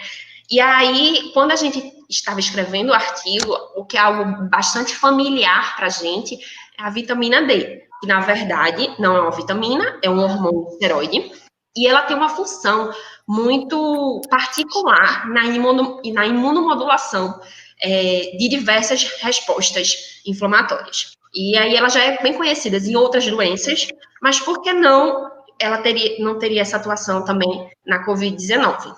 Então, trazendo bem rapidamente, essa vitamina D, ela é produzida, ela pode ser também ingerida pela alimentação, ou comprimidos com vitamina D, que já é bastante comum hoje, a população já usa bastante, mas essa vitamina D é um hormônio que é produzido pela quebra física da molécula 7-dehidrocolesterol, que está localizada na pele, por meio da radiação UVB. transformada na pré-vitamina D3. Essa quebra gera esse produto. E aí ela é encaminhada para o fígado, onde ela sofre o primeiro processo de hidroxilação e se torna a vitamina D2, que é uma forma inativa. Para ela se tornar uma forma ativa, ela precisa sofrer um segundo processo de hidroxilação, que ocorre nos rins, ou em alguns tipos celulares específicos que expressam essa enzima, que é a 1-alfa-hidroxilase, e se tornar, de fato, a vitamina D3, que é a forma ativa da vitamina D. E aí, essa vitamina D, ela atua por meio do seu receptor, que é o VDR. O receptor da vitamina D, VDR, ele, trazendo um pouquinho de genética, está localizado no braço longo do cromossomo 12, e ele é um receptor que ele tem uma função, quando essa vitamina D se liga ao seu sítio genômico, que a gente chama de sítio genômico do VDR, ela consegue modular a expressão de diversos genes por meio da ligação desse complexo, se tornando um complexo transcricional, no que a gente chama de VDRE, que são elementos de resposta à vitamina D localizados no DNA, na região promotora de diversos genes, e aí, de fato, esse hormônio ligado ao seu receptor consegue modular a expressão de diversos genes. Entre eles está alguns genes de citocinas pró-inflamatórias, anti-inflamatórias. E aí, a vitamina D, ela consegue modular um perfil inflamatório, onde ela diminuiria uma resposta TH1, que é aquela chamada resposta pró-inflamatória, pela diminuição de IL-6, IL-12 e interferon gama, que são justamente citocinas pró-inflamatórias que estão diretamente ligadas na tempestade de citocinas contra o SARS-CoV-2, e aumentar citocinas anti-inflamatórias, que são a IL-10, IL-13 e IL-5, que são citocinas anti-inflamatórias na tentativa de conter essa inflamação exacerbada. E, curiosamente, também, a vitamina D, ela diminui essa resposta pleiotrópica da TH17. Pleiotrópica por quê? Porque dependendo do ambiente onde ela se encontre, ela pode desencadear uma resposta, sinalizar uma resposta pró ou anti-inflamatória. No caso da SARS-CoV, da inflamação contra o SARS-CoV-2, a IL-17, ela desencadeia uma resposta pró-inflamatória. Ela sinaliza essa resposta pró-inflamatória aqui. Então, essa diminuição pela vitamina D dessa resposta TH17 é muito interessante no combate a esse vírus. Tá? Então, você está mostrando para mim, Eduarda, várias características da vitamina D no combate da modulação da resposta imunológica. Tá, eu ainda não entendi a associação com aquelas doenças metabólicas que Thaís citou antes. Bora ver agora. Por meio também do seu receptor, o VDR, a vitamina D ela consegue exercer inúmeras atividades em relação a doenças metabólicas, principalmente na prevenção dessas doenças. Em ativação, em papel direto no pâncreas, como eu falei para vocês, essa vitamina D ligada ao seu receptor, ela funciona como um complexo transcricional que se liga a VDRs na região promotora de diversos genes. Entre esses genes, a gente pode citar o gene da insulina, tá? Então, esse complexo consegue aumentar a expressão dessa molécula da insulina. Consequentemente, ela vai aumentar a expressão também do GLUT4, que é o receptor de glicose, e em células de tecido adiposo, e aumentar o uptake de glicose, ou seja, a entrada de glicose nessas células, diminuindo, consequentemente, os níveis de glicose no sangue, tá? Quando a gente para pensar a nível de células musculares, ou seja, células que não de armazenamento, mas células de gasto energético, a gente também tem um aumento da sensibilidade à insulina nessas células, causado pela vitamina D, que vai permitir também ao aumento da GLUT4 nessas células, para que haja um maior uptake de glicose nessas células e uma maior sinalização desse receptor da insulina, uma maior sensibilização. O que mais que a vitamina D pode fazer? A vitamina D, ela consegue muita coisa. Ai, meu Deus. A vitamina D, ela consegue diminuir também a pressão arterial. Vocês lembram que Thaís explicou lindamente como é que funciona o sistema RAI? Tem uma renina, angiotensina, aldosterona. Ela explicou lindamente como é que a ACE estaria influenciando. E aí, a vitamina D, por meio do seu receptor, ela consegue inibir aquela conversão que Thaís falou, que aumentaria a pressão, a vasoconstrição, ou seja, ela consegue inibir a ação da ACE. Tá? Então, ela não precisa necessariamente em que haja a conversão de angiotensina 1 em angiotensina 2. Consequentemente, a gente não precisa de uma maior expressão do ACE2, já que a gente não tem angiotensina 2 para ser convertida em angiotensina 1 a 7. Então, a vitamina D, ela consegue diminuir essa pressão, hipertensão arterial, levando ao maior relaxamento do vaso, já que ela inibe a vasoconstrição. O que mais que pode fazer? Vamos lá, perfil lipídico, indivíduos obesos. Thaís falou, olha, indivíduos obesos, normalmente, eles apresentam um perfil dislipidêmico. Então, a vitamina D consegue modular esse perfil para ser mais favorável ao indivíduo, diminuindo a LDL, aumentando HDL e diminuindo também triglicerídeos. Perfil lipídico mais favorável. E estou trazendo um plus a mais, tá? Que é quando o indivíduo, a vitamina D, consegue modular um perfil de macrófago anti-aterogênico. Lembrando que o macrófago são as células precursoras da aterosclerose, que é a causa de infarto e de ACE, e do AVE, que é o acidente vascular encefálico. E com essa modulação desse perfil anti-aterogênico, a gente tem uma diminuição na formação das placas ateroscleróticas. Lembrando que indivíduos com doenças cardiovasculares, como, por exemplo, infarto, AVE, eles apresentam um maior risco ao desenvolvimento de complicações na Covid-19. Tá? Então, Eduarda, vitamina D vai curar tudo? Quem tem excelente vitamina D não tem risco de desenvolver a Covid-19? Não é isso que a gente está falando. Ainda existem diversos estudos que precisam ser feitos e estão sendo feitos para saber, olha, excelentes níveis de vitamina D, de fato, eles melhoram essa resposta ao SARS-CoV ou não? A gente ainda está vendo. O que a gente sabe é o que tem na literatura. As evidências mostram que a vitamina D ela possui esse papel, então a gente infere que sim, de fato, por ela possuir todo esse papel protetor frente a doenças cardiovasculares, frente a doenças metabólicas e frente também a uma imunomodulação, a gente acredita de fato que sim, níveis excelentes de vitamina D não vai fazer mal. Pode também acontecer de não, olha, não tem nada a ver com a SARS-CoV, mas mal também não vai fazer, né? Isso é importante. Concordo, é só para fazer um gancho para o que você falou, é porque não é a cura, né? Na verdade, o que a gente que você mostrou, que você tá falando bom, existem diversos fatores que fazem com que aquele indivíduo complique, né? Siga de um caso, de uma situação mais leve, né? Que seria o assintomático ou o caso leve, que aí a gente nem comentou das três fases. Ela vem depois, no próximo slide. Então ótimo. Evitando ou minimizando as chances de esse indivíduo complicar, porque já que é uma doença infecciosa, a gente não tem como controlar isso, bom, enfim, a gente não tem como controlar diretamente, mas o que a gente consegue fazer?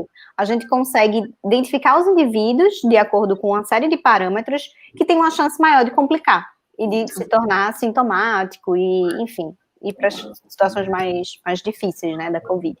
Enfim, pode seguir, Duda, foi mal. Isso, nada, pronto, é excelente quando você fala. Bora lá. E aí, já me antecipei. Então, pronto, eu trouxe para vocês agora um hormônio esteroide. Só que existem diversos outros hormônios esteroides, existem fito-hormônios esteroides, existe uma gama de hormônios esteroides. Só que eu estou falando basicamente daqueles que são próprios da gente, daquilo que a gente não precisa necessariamente ingerir, tá? Aquilo que a gente, que já é comum e que já desempenha diversas funções no nosso organismo, não é uma medicação para ser tomada, e sim algo que já desempenha funções normais. E aí, alguns artigos que a gente vem lendo, a observação que a gente está fazendo na nossa população, um outro artigo assim que a gente também já escreveu, o que a gente observou? Mulheres sabe-se que na literatura, mulheres em idade fértil, elas têm um menor risco a desenvolver complicações em doenças infecciosas e complicações em doenças cardiovasculares, em comparação a homens de mesma idade.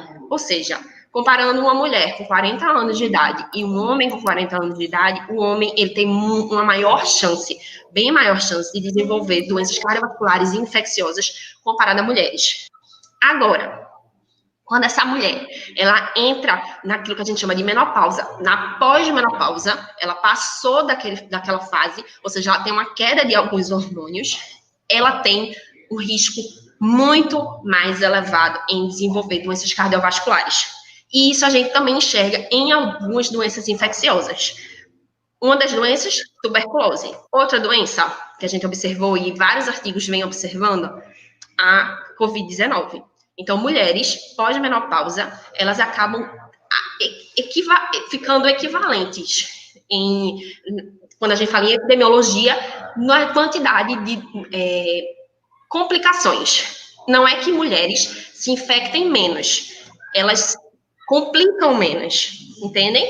Então, eu trouxe um outro hormônio, que aí a prof estava falando em relação às fases de resposta contra o SARS-CoV-2, e a gente dividiu, não só a gente, mas a literatura em si, dividiu a infecção pelo SARS-CoV em 3 fases. Tá? Alguns autores dividem até 4, mas para simplificar, vamos em 3. Onde a primeira fase é a fase de resposta, a segunda fase é a fase de inflamação, lembrando que essa inflamação aqui seria o que a gente chama de tempestade de citocinas, que é aquela inflamação muito exacerbada, e a fase 3, que é a fase de resolução, que é quando o vírus ele já foi morto, já foi completamente, a infecção já foi completamente acabada, só que a lesão no tecido continua. Então, a gente precisa o quê? Conter aquele processo inflamatório de vez e começar a organizar a casa, tá?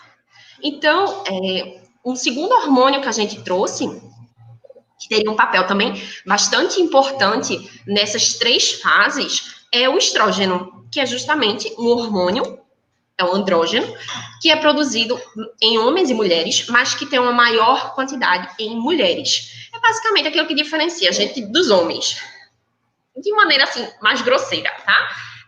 A nível hormonal.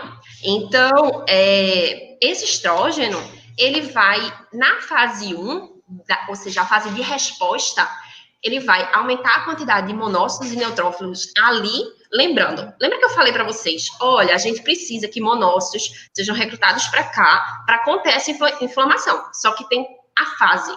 Isso é quando? É na fase mais tardia, quando a carga viral já está altíssima, aquele vírus já se replicou muito, ou é no início, nessa fase 1? Então, seria nessa fase 1, o aumento desses monócitos e neutrófilos. O estrógeno, por meio do seu receptor, o receptor do estrógeno, consegue fazer isso, recrutar esses monócitos e neutrófilos. Ele vai ainda aumentar uma resposta pró-inflamatória, que também na fase inicial é fundamental, e vai inibir a replicação viral. Isso por meio da ativação daquela resposta interferon tipo 1. Ela consegue exacerbar essa resposta. Consequentemente, libera interferon gama, que tem função direta no combate à replicação viral. E é o que acontece? Aquele indivíduo que tem essa resposta na fase 1 excelente, ele pula direto para a fase 3. Ele vai para a fase de resolução. Ele não sofre a tempestade de citocinas. Tá? Isso é o que seria interessante de todo mundo ocorrer. E a presença desse estrógeno consegue fazer isso. O estrógeno, ele consegue não, ele ajuda, dentre outros mecanismos, dentre outras condições daquele indivíduo, que essa fase 1 pule direto para a fase 3, que seria o ideal para todo mundo. Só que em alguns indivíduos isso não ocorre e a fase 2 acontece. Só que ainda assim, na fase 2, o estrógeno ele possui um papel de diminuir essa tempestade de citocinas.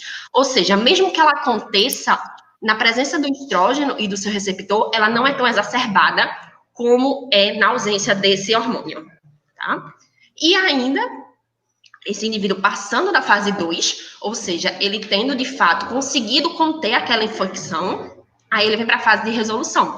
E o estrógeno também tem um papel interessante, que é no aumento de anticorpos contra esse vírus, no aumento de uma resposta anti-inflamatória também contra vírus, e na diminuição da tempestade de citocinas. Lembrando ainda que o estrógeno consegue auxiliar no reparo a tecidos e células que foram lesadas, tanto pela tempestade de citocinas como pelo vírus.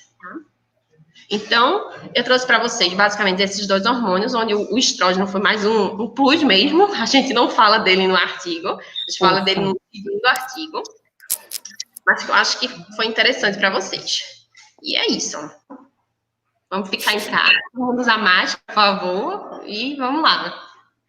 E o que é legal, Duda, é que, assim, a gente não está pegando a questão do estrógeno, né, ela pra gente chama atenção, porque também é um hormônio esteroide, e ele é muito parecido estruturalmente com a vitamina D, né, então pra gente e também a gente já está trabalhando com ele em outros, com algumas coisas que a gente está desenvolvendo, né, sem entrar em muitos detalhes, mas a gente já está fazendo algumas coisas com ele, que é um hormônio que a gente percebe que tem uma capacidade imunomodulatória muito interessante e que a gente não pode descartar, né, quando a gente está analisando essas doenças. E é muito legal ver vocês duas falando, né, porque vocês conseguiram, assim, destrinchar coisas que vocês estão trabalhando. Então, a Eduarda está escrevendo a qualificação dela, então ela está super afiada em relação a tudo do Covid. A gente tem a Thaís, que escreveu o trabalho e também está super afiada nesse tema. Então, para a gente é muito legal poder dividir, né, com vocês, já que as meninas estão afiadíssimas nos temas. E aí, uma coisa que, deixando um pouquinho, conversando, né, sobre o tema, mas falando sobre uma coisa que eu acho que traz a gente mais para a vida real, para o dia a dia de todo mundo, é que quando a gente escreveu esse artigo, a gente não achou que ia ser uma coisa muito diferente, uma coisa muito espetacular, né? A gente tinha essa consciência. E aí o artigo foi aceito, mas a gente pensou assim, beleza, esse artigo tem um impacto social que é importante para a gente. E aí a gente fez um movimento que a gente não faz normalmente. A gente divulgou esse artigo na Ascom, que a gente normalmente não faz isso, mas a proposta da Ascom é a divulgação de trabalhos que eles têm uma relevância para a comunidade, né? Não somente a comunidade científica, mas para a população em geral.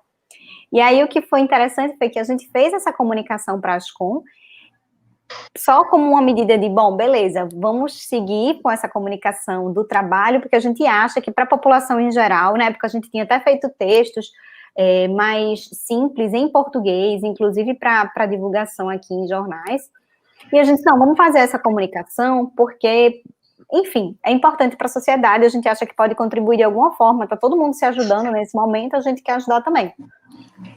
E aí, quando saiu na Ascom, esse trabalho ele teve uma repercussão maior do que a gente tinha imaginado, e outros grupos, outras instituições, outras, não sei como eu falo, mas acho que quais eram, assim, eu sei dos nomes, mas eu não consigo categorizar, mas enfim.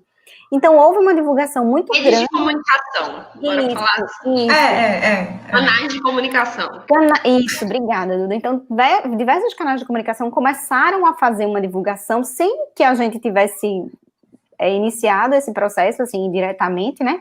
Então, eles começaram a divulgar massivamente e gerou uma série de consequências bacanas, né? Então, a primeira consequência que teve nesse processo foi que a gente foi convidado para fazer uma matéria para Globo, então no NTV, então a gente fez uma matéria para Globo sobre os fatores de risco da Covid-19. A gente fez um programa, né, de TV, que foi na Opinião Pernambuco, também sobre o tema, sobre obesidade e tudo mais. E também a gente conseguiu um feito pra gente vai ser histórico, talvez a gente não consiga isso nunca mais. Poderia pôr no Lattes, né? Isso aí. Eu tenho vários prints, né? Tem como comprovar. Porque a gente passou muito tempo, a gente recebeu uma notificação da revista dizendo que o trabalho da gente era um dos Trend Topics do PubMed. E a gente achou super estranho.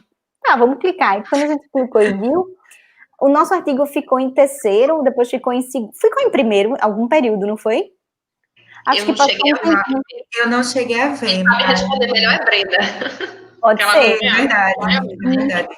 Mas ele passou um tempo no top 3 de mais pesquisados do PubMed. Quase uma semana. Exato. Depois ele passou um tempão no top 10. Isso. Depois ele passou um tempão no top 100. E assim, pra gente, é muito difícil. Acho que está sendo super citado. Toda semana a gente recebe comunicação, olha, esse artigo foi citado. De longe, é o artigo mais citado que eu tenho. De longe. Ele é muito citado, muito utilizado. E a gente pensa assim, caramba, o artigo que nem teve, nem tinha, foi no top 5, Brenda tá falando. Foi no top 5. Semana no top 5. A gente, um artigo que a gente ficou, eita, publicou, mas a gente sabia que não tem um super fator de impacto. A gente ficou, que legal, massa, mas a gente sabia que tinha muito mais uma questão social do que uma questão mesmo para o nosso Lattes e tal.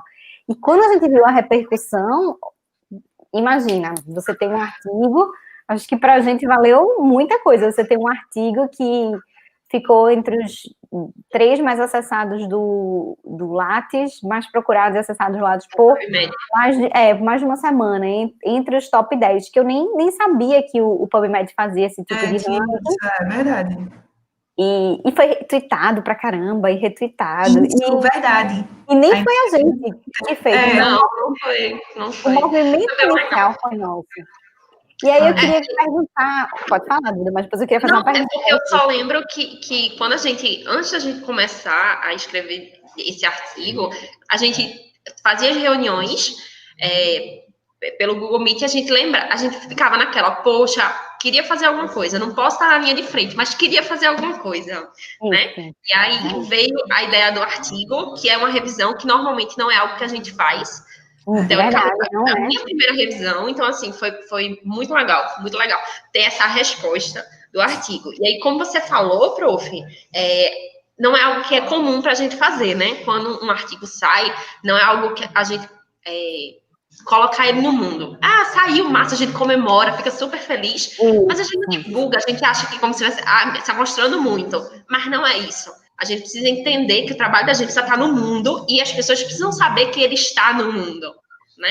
Então, a gente tomar a iniciativa também não é ruim, tá? Isso não é vangloriar muito, não. E era isso que eu queria conversar com vocês. Quando o Duda falou isso, a gente não é questão de a gente, porque a gente fica com a questão de modéstia, de tá bom, vai ficar mostrando. De fato, um perfil pessoal eu acabo realmente não colocando tanto, mas a gente tem os perfis profissionais e acaba utilizando isso como forma de divulgação. Mas uma das coisas que a gente, quando teve uma reunião com os alunos do PPGG, num encontro, a gente tá com algumas ideias para amadurecer e tudo mais. E aí surgiu uma proposta, a gente, dentro dessa reunião, houve uma questão de a gente, na mídia, acho que no Instagram do programa, a gente ficar fazendo esse tipo de divulgação, ou de maneira mais recorrente, né? Eu não me lembro dos detalhes, eu tenho isso anotado, mas para a gente fazer essa divulgação de maneira mais recorrente. E a gente já sabe, que foi uma das coisas também que a gente conversou nessa reunião, que existe um link entre citação e divulgação. O artigo que é divulgado em redes sociais, ele acaba sendo muito mais citado. Isso já acontece no Twitter, isso já acontece em outras redes, em outras mídias. Aí eu queria saber o que vocês acham. Não, eu concordo plenamente.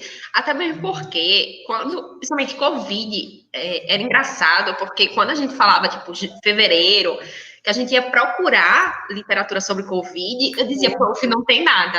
Não tem nada. É impressionante. A lista cresceu assim, de uma maneira muito agressiva. Surreal. Mas não tinha nada. Isso. E aí, hoje em dia, quando a gente vai, eu digo isso, que como eu estou escrevendo minha qualificação, tudo a gente precisa citar, né, alguém. E aí, às vezes, tipo, eu tenho 20 artigos que estão falando exatamente a mesma coisa, né? Eles vêm dando introdução à doença, vêm falando do vírus, e eles estão falando a mesma coisa. Qual que eu vou citar, né? Então, quando a gente tem um artigo que é divulgado e aquele indivíduo, ele vê o artigo, ele vai citar aquele. Então, assim, quando a gente é pesquisador, o artigo é como se... Moeda. Exato, né? A gente sabe hoje, para você entrar numa seleção de mestrado, doutorado, artigo é muito importante, aprovar projeto, publicação é muito importante. Então, assim, obviamente, a pessoa tem que ser boa de bancada, tem que saber escrever bem, mas o artigo é como também se a gente... É o ponto final que a gente dá num determinado projeto, é como se fosse o prêmio da gente de dizer, olha, terminei, tá aqui para o mundo ver. A resposta, sendo ela qual for, mas está aqui. O mundo precisa ver isso, né? A gente precisa cacarejar um pouco mais, né? Falando de uma maneira bem simples. A gente precisa... O trabalho da gente, o aceite não finaliza o trabalho. Na verdade, eu acho que começa uma outra etapa que nós, da pós-graduação, precisamos exercer com mais frequência. O que você acha, Thaís? Então, eu gostaria até de relembrar uma coisa assim. Não sei se vocês lembram, logo no comecinho, quando a gente teve a ideia, a gente escreveu um comment, não foi? A gente escreveu um comentário. E aí a gente levou aquela pizza rejeitada. A gente, caramba, agora o que a gente vai fazer? E aí a gente veio com essa ideia da revisão, né? E assim, foi extraordinário, assim, para mim, foi ótimo. Eu digo pelo meu primeiro artigo, né, também, foi muito bom. Então, assim, eu pensava da mesma forma que você, prof, no sentido de, poxa, será que vai pegar mal eu divulgar meu próprio trabalho? Eu fiquei nesse sentido, assim. Aí depois eu conversei com Brenda, né, Brenda influencia muito essas coisas de rede social, aí ela, menina, é um artigo nosso, tem que publicar mesmo, não sei o quê. Eu fiz, tá bom. E, assim, a repercussão, por mais que, assim, meu Instagram é fechado, então só tem aqueles seguidores que eu conheço, mas repercutiu de uma forma que eu não imaginava, né? Então, assim, já que repercutiu no Instagram, vou botar no Twitter também, eu nem uso muito Twitter, então vou botar no Twitter também. Então, foi parar na apostila de travesti, né, também, de pré-vestibular, isso, exatamente, um conhecido, um amigo meu, adorei o artigo, vou citar ele aqui no meu livro. Então, assim, poxa, se a gente não tivesse mostrado, né, o nosso trabalho, será que ele teria tido essa repercussão, né, tão grande?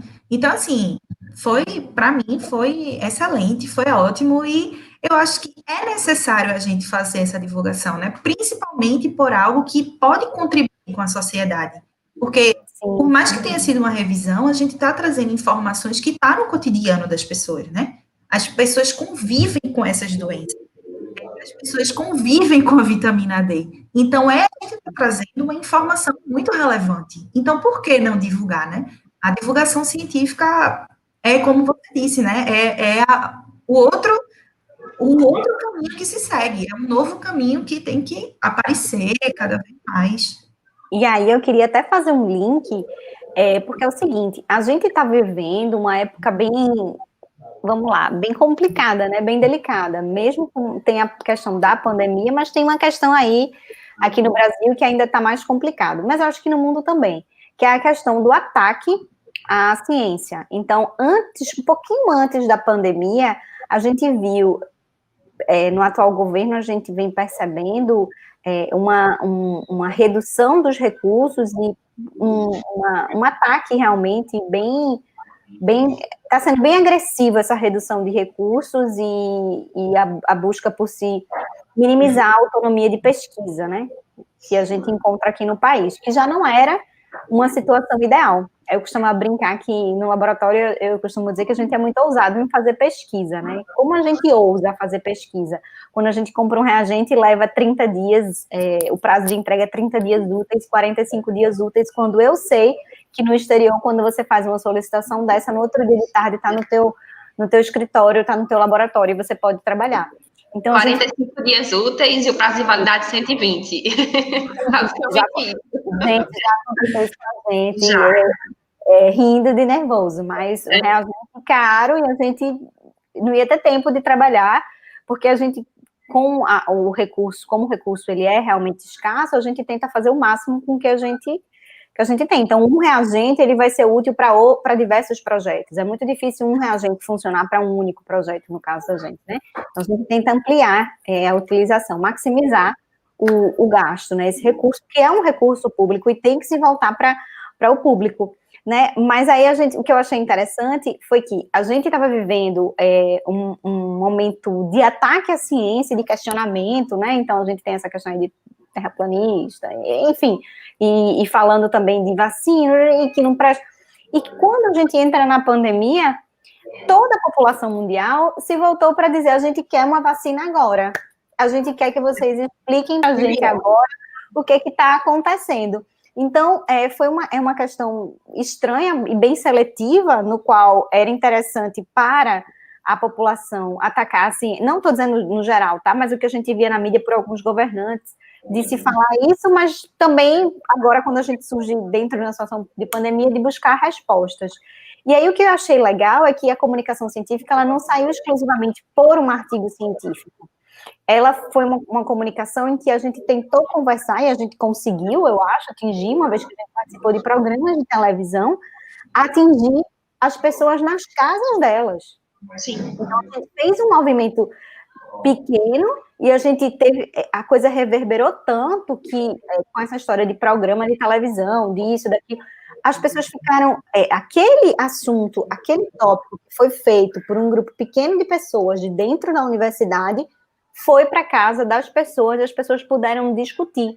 Então, para a gente, esse é um exercício que fica, e para pós-graduação também, trazer a informação que a gente produz.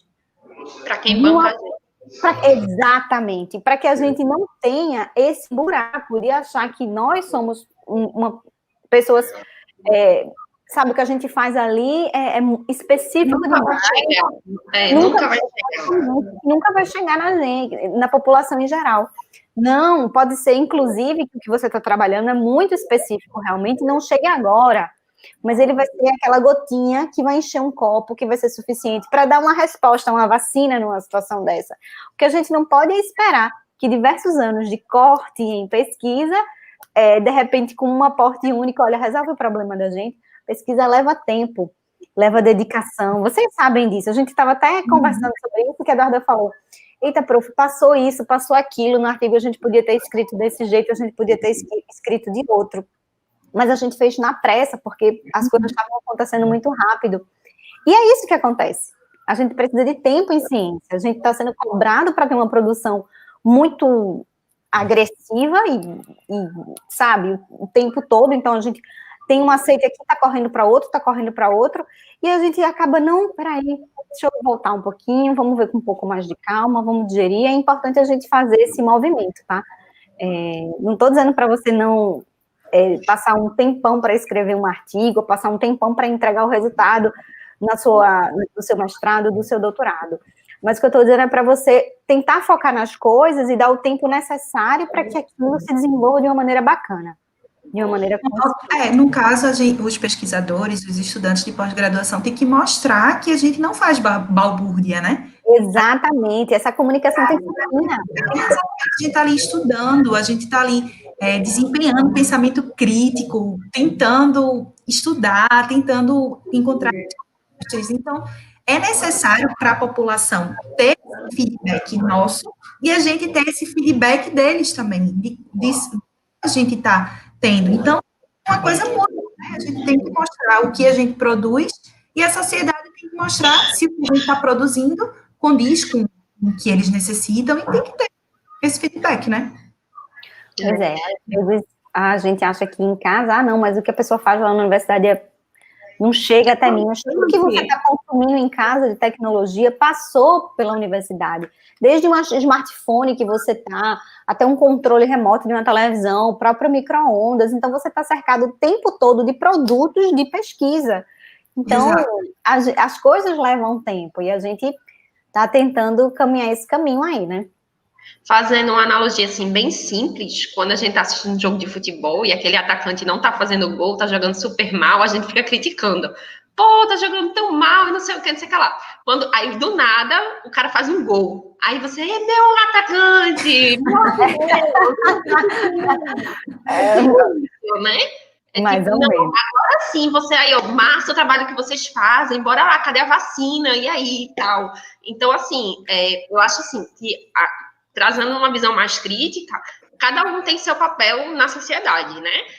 O papel da universidade, principalmente no Brasil, é fazer pesquisa, porque, ultimamente, hoje no Brasil, só faz pesquisa quem está em universidade pública. É o maior grupo Verdade. de pesquisa no Brasil, né? Infelizmente, no Brasil, a profissão pesquisador, cientista, não é ainda uma profissão regulamentada, não existe, por assim dizer, né? Então, a gente precisa ser um aluno de pós-graduação, de mestrado, doutorado, iniciação científica, um pós-doc, um professor, para estar desempenhando essas atividades. Então, sim, o reconhecimento a esse aluno é um trabalho, sim, pós-graduação é bem trabalhosa. Eu acho que eu nunca trabalhei tanto como agora na pandemia, mas isso aí... Total. Devemos ser valorizados, né, na verdade. Nossa, eu passo pela frente da universidade, que saudade, eu quero ir para o laboratório, pelo amor de Deus.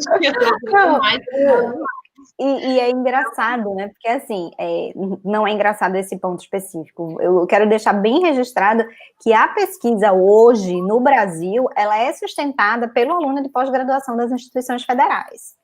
É ele que vai para a bancada e ele que faz. E, assim, em relação a eu quero voltar para a universidade, de fato, a gente está trabalhando agora na pandemia muito, muito mais. Vou até me acalmar aqui para não falar um monte. Muito mais. A gente está precisando ter um cuidado muito grande para estabelecer uma rotina. E aí, puxando esse gancho, só para a gente finalizar, que a gente ficou à vontade, a gente conversou muito hoje. Só para a gente finalizar, puxando esse gancho de, ai, que saudade, né, de ir para o espaço físico e voltar a fazer, e eu ouso dizer que a quantidade de atividades era menor fisicamente do que remotamente. A gente conseguiu triplicar a quantidade de trabalho. E aí eu queria que vocês falassem um pouquinho, assim, da experiência de vocês na pós-graduação durante esse trabalho remoto, né? Como é que vocês estão conseguindo se ajustar? Começa aí, Thaís. Então, para mim, assim, foi um pouco difícil, porque eu tinha acabado de entrar, né, no mestrado. Então, assim, logo no começo foi um impacto, meu Deus, o que é que eu faço? Eu fiquei, assim, sem saber para onde ir, né? Então, como a gente sempre tem as nossas reuniões, a gente sempre discute, né? A gente sempre está por dentro do assunto. Isso foi aos poucos me tranquilizando de uma certa forma, né? De que a gente pode se reinventar. Então, basicamente, eu me reinventei. Eu tento até hoje em dia estipular um horário de trabalho para apesar que foge às vezes, né? Estou eu meia-noite no computador fazendo alguma coisa ainda. Mas a gente tenta estabelecer um horário, tenta estabelecer, segunda, sábado vou fazer tal coisa, domingo é meu dia de descansar. Mas assim... Que é tão importante, desculpe, é tão importante esse dia de descanso, é tão importante quanto o dia do trabalho. E eu ouso dizer que na falta dele, ele vai comprometer a tua semana toda. Pode continuar. Então, assim, logo no começo, como foi muito difícil de encarar isso, isso que a gente até estava comentando hoje de manhã, que a quantidade de coisas que a gente aceitou, já que a gente tem tempo livre, nossa, no começo foi... Não tem tempo nenhum, né? Pois é, mas aí depois a gente foi se acostumando, se reinventando, começando a olhar por outros olhos, tentar administrar o nosso tempo. Então, agora sim, não é fácil ainda, né? Ainda continua sendo difícil, mas a gente consegue ter uma linha de raciocínio do que a gente quer fazer, do que a gente quer buscar. Lógico que nem todos os dias são fáceis, tem dias muito difíceis, mas a gente sempre tenta dar o melhor, né, para não comprometer os meses que vão vir, os prazos que vão chegar, porque os prazos um dia vão chegar. Então, eu vou ter que fazer a qualificação, vou ter que fazer a defesa. Então, a gente tenta, nesse momento, fazer algo que não comprometa o futuro, né? Então, Claro. nesse momento, a gente vai se reinventando e vendo o que é que pode fazer, né? Certo, com certeza. E você, Eduardo? Já eu, diferentemente da Thaís tinha acabado de entrar no mestrado, que é um período curto, eu estava na metade do meu doutorado, né? Iniciando o terceiro ano. E aí, assim, eu tinha resultados, ainda não completos, estava na semana de começar a voltar para a bancada e completar os meus resultados. E aí entrou a pandemia, esse desespero bate, e agora, porque a gente achava, não, um mês, tranquilo, são 40 dias, quarentena, daqui a pouco passa. E aí, daqui a pouco foi 2 meses, 3 meses, 4 meses, já estamos, acho que no 5º mês. 5º mês. E aqui a pandemia está durando mais do que no mundo, né? Pois é. E aí, ao mesmo tempo que essa parte de reinvenção, a gente teve sim de se adaptar a tudo. Para mim, eu estava falando contigo ontem, com o Thaís, não estou dizendo que a pandemia foi bom, tô livre de me falar isso, tá? Mas o fato de eu não estar em bancada também me auxiliou a pegar vários trabalhos que eu tinha, que ainda não estavam escritos, que precisavam ser escritos, e colocá-los no mundo. Então, assim, isso foi bem positivo.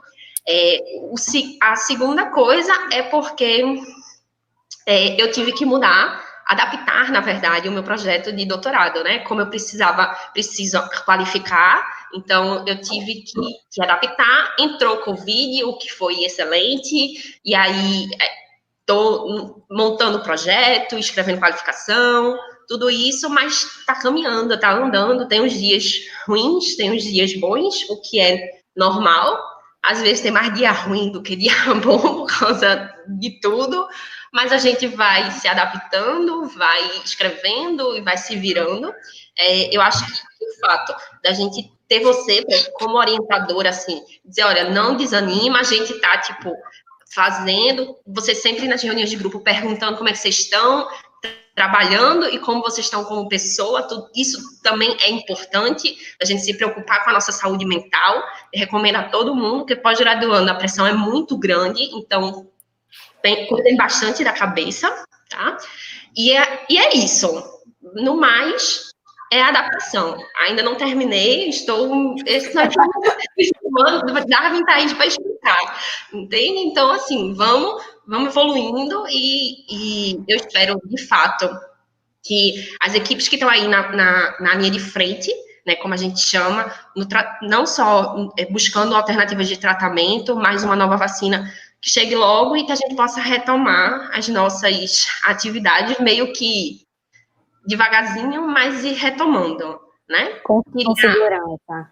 Eu queria só falar, porque algumas pessoas comentaram aqui na live, Maria Conceição, ela perguntou, será que é por isso que dizem que os homens são mais acometidos pela Covid-19? Na verdade, homens não são mais acometidos, se a gente olha nos dados de infecção, depende da idade, e em algumas idades mulheres são mais infectadas do que os homens, mas homens, eles, de fato, apresentam mais complicações, né? Aquele caso mais grave da Covid. Rapidamente seria isso. Todo mundo parabenizando e dizendo, olha, a gente tem que divulgar mesmo. Divulgar os nossos trabalhos é uma forma de aumentar a confiança da sociedade sobre os nossos trabalhos. E é isso aí. Total. A gente fica com um pouquinho de vergonha. Então, obrigada, Deus. A gente fica com um pouquinho de vergonha porque fica mesmo, porque a gente não é educado, a gente acaba não tendo esse hábito, né? Mas a gente vai fazendo aos poucos, vai aprendendo, vai tentando, é tentativa e erro, né? A gente vai se ajustando. Em relação às meninas, a Eduarda e a Thaís, a gente precisou fazer alguns ajustes no projeto. No caso de Eduarda, ela já tinha iniciado a bancada, mas a Thaís não.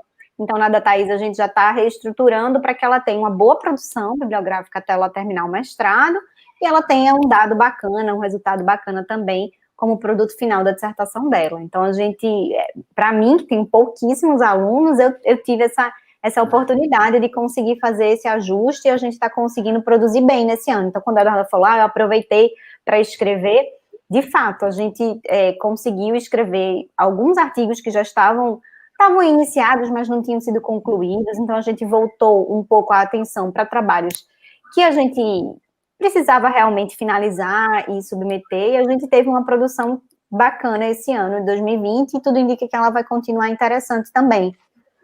Mas é isso, acho que mas a mensagem da gente é que o trabalho que a gente fez foi uma coisa pequena, que a gente achou pequena, foi rápida, deu um trabalhinho pra gente, foi muitas horas de discussão e de tempo trabalhando, mas foi muito agudo. Se vocês verem o histórico do trabalho, acho que foi do dia 28 até, acho que 28 de abril. Até comecinho de maio. Isso, aí, o trabalho já estava publicado, então foi muito rápido. Tudo isso foi muito rápido.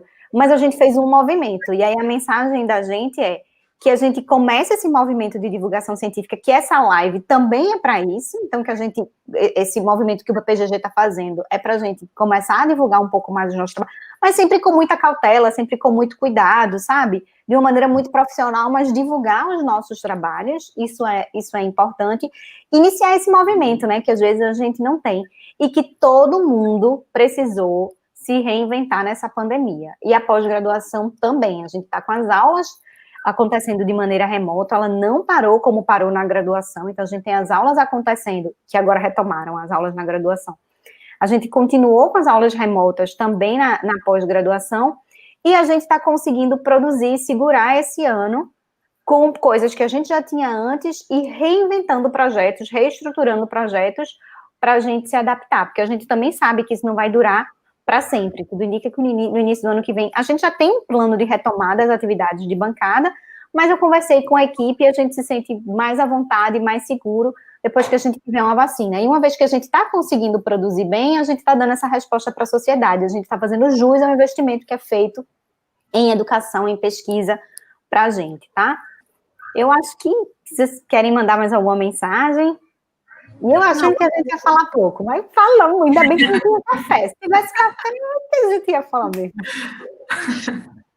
Então, meninas, olha, muito obrigada. E eu digo meninas porque a gente são profissionais maravilhosas, mulheres maravilhosas, mas eu digo meninas porque a gente trabalha e se conhece há algum tempo e acaba ficando mais à vontade mesmo, né? E é isso, obrigada pela participação de vocês. Vocês foram muito precisas nas colocações, no que vocês apresentaram.